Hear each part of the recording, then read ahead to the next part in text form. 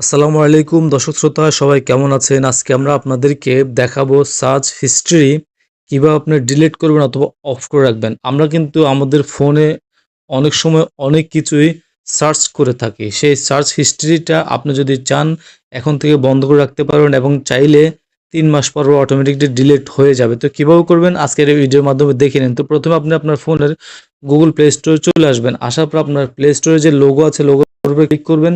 Click করার পর উপরে একটা অপশন দেখতে পারবেন ম্যানেজ ইউর গুগল অ্যাকাউন্ট, এটাতে আপনি ক্লিক করে দেবেন। ক্লিক করে আপনাকে ভেতরে নিয়ে আসবে। আসার পরে আপনি এখান থেকে একটা অপশন পেয়ে যাবেন ডাটা অ্যান্ড প্রাইভেসি। এই যে অপশনটা ডাটা অ্যান্ড প্রাইভেসিতে ক্লিক করে দিবেন। ক্লিক করলে আপনার সামনে অটোমেটিকলি কতগুলো অপশন চালু হবে।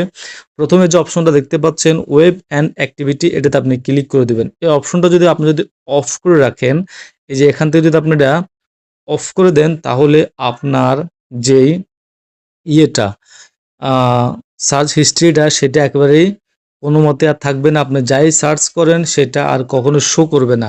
আপনি চাইলে আরেকটা কাজ করতে পারেন। এইখানে নিচে একটা অপশন দেখতে পাচ্ছেন এই যে ডিলিট অ্যাক্টিভিটিতে আপনি ক্লিক করে দিবেন। ক্লিক করলে এখানে ৩৬ মাস দেখতে পাচ্ছেন। আপনি এখান থেকে চাইলে ৩ মাস করে দিয়ে ওকে করে দিবেন। তাহলে আপনার যে সার্চ হিস্ট্রি আছে সেটা অটোমেটিকলি ৩ মাস পর ডিলিট হয়ে যাবে। তো দর্শক শ্রোতা আশা করছি আপনারা চাইলে এভাবেই আপনাদের ফোনের সার্চ হিস্ট্রিটা আপনি অফ করে রাখতে পারেন অথবা অটোমেটিকলি দিয়ে রাখতে পারেন। ভিডিও ভালো লাগলে শেয়ার করে দিবেন, চ্যানেলটা সাবস্ক্রাইব করুন, ফেসবুক পেজটাকে ফলো দিবেন। আজকের মতো এখানে বিদায় নিচ্ছি। আল্লাহ হাফেজ।